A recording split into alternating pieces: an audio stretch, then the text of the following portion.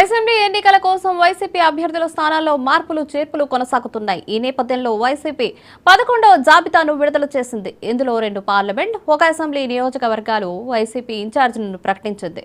Kurnool parliament ఇన్ఛార్జిగా by Ramayya, Amalapuram parliament ఇన్ఛార్జిగా Rapaka Varaprasad, Razole assembly ఇన్ఛార్జిగా గొల్లపల్లి సూర్యారావు పేర్లను ప్రకటించింది.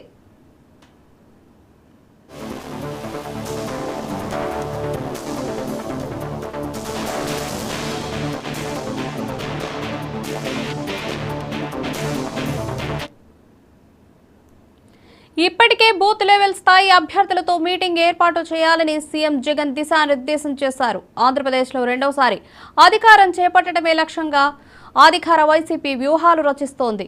వై నాట్ 175 నినాదంతో ముందుకెళ్తున్న వైఎస్ జగన్మోహన్ రెడ్డి రాష్ట్రంలో ఇప్పుడున్న సిట్టింగుల పనితీరుపై పలు సంస్థలతో సర్వేలు నిర్వహించి వాటి ఫలితాల ఆధారంగా అభ్యర్థులను నిర్ణయిస్తున్నారు.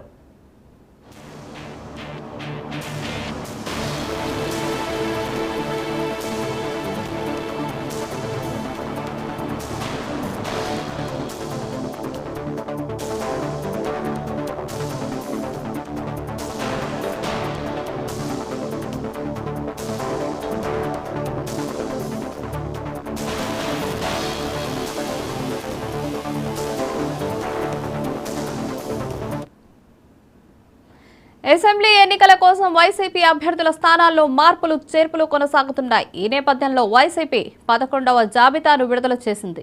ఇందులో 2 పార్లమెంట్, 1 అసెంబ్లీ నియోజకవర్గాలకు వైసీపీ ఇన్ఛార్జీలను ప్రకటించింది.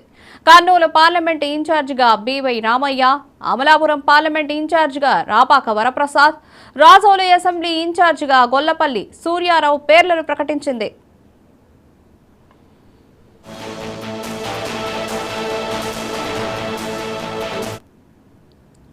ఇప్పటికే బూత్ లెవెల్ స్థాయి అభ్యర్థులతో మీటింగ్ ఏర్పాటు చేయాలని సీఎం జగన్ దిశానిర్దేశం చేశారు. ఆంధ్రప్రదేశ్లో రెండోసారి అధికారం చేపట్టడమే లక్ష్యంగా అధికార వైసీపీ వ్యూహాలు రచిస్తోంది.